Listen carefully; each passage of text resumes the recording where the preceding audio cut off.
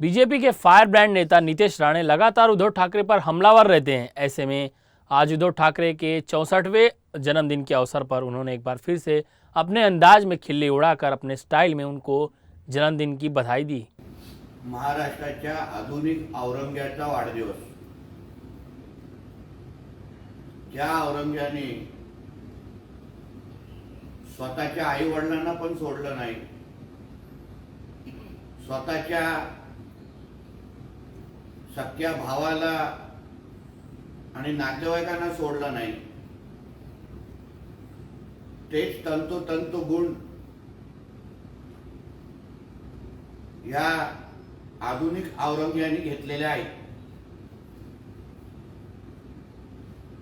म्हणे हा महाराष्ट्राचे कुटुंब प्रमुख ज्या उद्धव ठाकरेंना स्वतःचं कुटुंब सांभाळायला आतापर्यंत आलं नाही, स्वतःच्या वडिलांना त्यांच्या शेवटच्या काही दिवसांमध्ये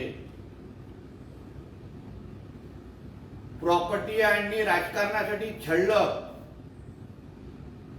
ज्याचे स्वतःचे सख्खे भावंड आज त्याचा चेहरा बघायला पाहत नाही। बाळासाहेबांची प्रॉपर्टी हडपण्याच्या नावाने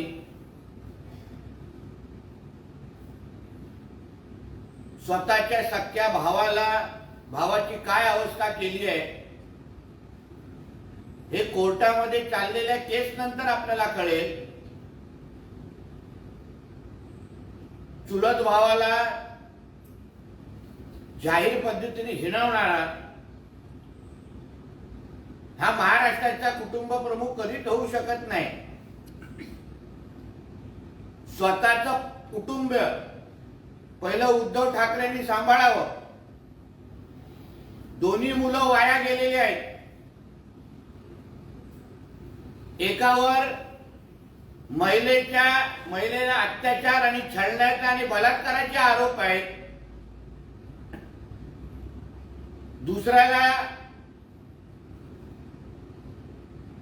दुसरा किती काळ शुद्धीत दिवसात असतो ह्याचा प्रश्नचिन्ह आहे।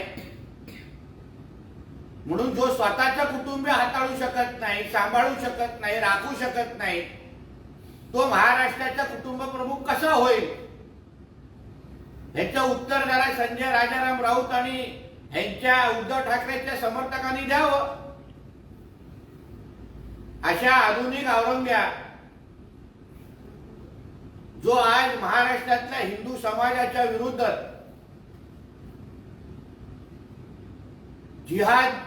हिंदू हृदय सम्राट, जिहाद हृदय सम्राट, हिंदू पण नाही, जिहाद हृदय सम्राट बनून पाहतोय। आज प्रत्येक जिहादी ज्याचं नाव अभिमानाने घेतात असा हा आधुनिक औरंग्या जिहाद हृदय सम्राट हा महाराष्ट्राच्या नावावर लागलेला एक कलंकच आहे। म्हणून त्याच्या कोणी भावी मुख्यमंत्री चे बॅनर लावण्याची हिम्मत पण करू नये, कारण का 2.5 वर्षाच्या महाविकास आघाडीच्या कालावधीमध्ये ह्याच्या चपट्या पायामुळेच महाराष्ट्राच्या समोर मोठ्यातलं मोठं संकट उभं राहिलं। ते 2.5 वर्ष उद्धव ठाकरेंच्या मुख्यमंत्रीचे महाराष्ट्राला लागलेली पनवती म्हणून महाराष्ट्राचे लोक ओळखतात। म्हणून अशा व्यक्तीचा चुकून पण परत भावी मुख्यमंत्री म्हणून बॅनर लावणं हे महाराष्ट्राला शोभनीय नाही। धन्यवाद।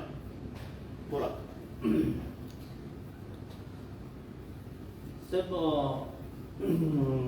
अमित शहा यांच्या टीकेला एका उत्तर देताना शरद पवारांनी असं म्हटलंय की सुप्रीम कोर्टाने तडीपार केलेला माणूस देशाचा गृहमंत्री।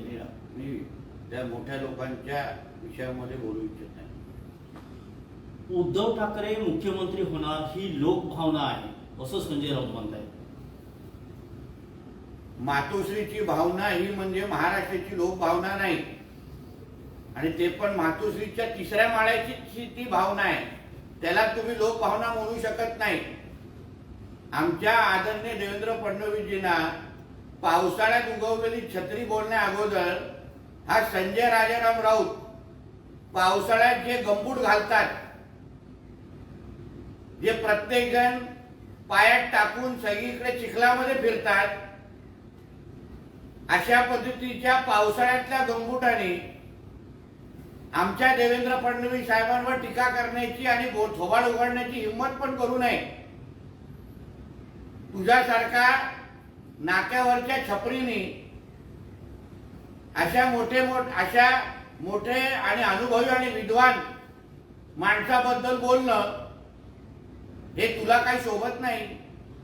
नरेंद्र मोदी आणि अमित शहा या 2 व्यापाऱ्यांनी सत्ता, पैसे आणि दहशतीच्या बळावर बाळासाहेब ठाकरे यांची शिवसेना ओबाडून घेतली असं संजय राऊत म्हणतात. तुझा मालक जो अंबानीजींच्या लग्नामध्ये जो नाचतो गातो आणि ते काय तुम्हा लोकांना चालतात की काय?